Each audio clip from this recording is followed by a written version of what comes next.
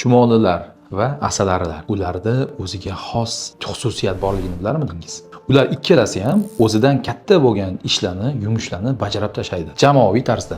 Bu, ya'ni jamoaviy tarzda ularning ishlash qobiliyatini biz kommunikatsiyaga olib kelsak bo'ladi. Kommunikatsiyada qanaqa qilib desangiz, biz muhim bo'lgan, og'ir bo'lgan, qiyin bo'lgan, ya'ni bitta miyaga sig'magan, murakkab masalani yechayotgan paytimiz hamma, ya'ni bir necha odamlarning miyasi kerak bo'ladi. Ya'ni ulardagi o'sha o'ziga xos yangi bir perspektiva, yangi bir rakursdan qaraydigan yangi fikrlar kerak bo'ladi. Lekin buning uchun biz shunaqangi muhit yaratishimiz kerakki, jamoa erkin muloqot qila olsin. Chunki agar muloqotni biz erkin qila olmasak, ya'ni kuchli fikr yutib chiqmasa, kuchli odamning fikri yutib chiqsa, kuchli fikrdan ko'ra, bunda ko'pchilikni yaxshi fikrlar, kuchli fikrlarni olib kira olmay qolamiz va ular xuddi mana bu asalarilar yoki chumolilar hammasi birgalikda harakat qilib turib, masalan, chumolilarni bilsangiz, ikkitasi, ya'ni ikkita nuqta orasidagi eng qisqa masofani qanaqa topib qo'yadi? Bitta chumoli hech qachon topa olmaydi. Buning uchun birdan ortiq chumolilar kerak bo'ladi. Chunki bittasi o'tib ketdi-da, keyin qaytib keldi.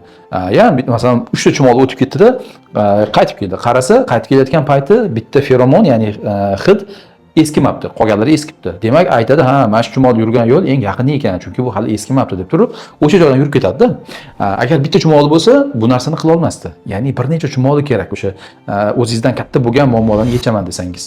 Muloqotda ham hozir orqaga qaytamiz endi. Muloqotda ham xuddi shunaqa, ya'ni bir necha odamlarning fikri, bir necha odamlarning ilmi kerak bo'ladi. Bitta masalan katta muammoni yechaman deydigan bo'lsangiz. Shuning uchun katta kompaniyalar, ya'ni uzoq ko'zlagan kompaniyalar avvalambor ana shu erkin muloqotni yo'lga qo'yish kerak bo'ladi. Ya'ni hech kim qo'rqmasdan fikrini bildira bilsin. Ya'ni kuchli bo'lgan odamning fikri olinavermasin-da, ya'ni pozitsiyasi kuchli bo'lgan fikrlar qaralsin. Ya'ni erkin muloqotda ana shu fikrlar bir-biri bilan jang qilsin. Ki haligi chumolilarga o'xshab bir necha odamni kallasidan foydalanib turib biz optimal yechimni beraylik muammoga.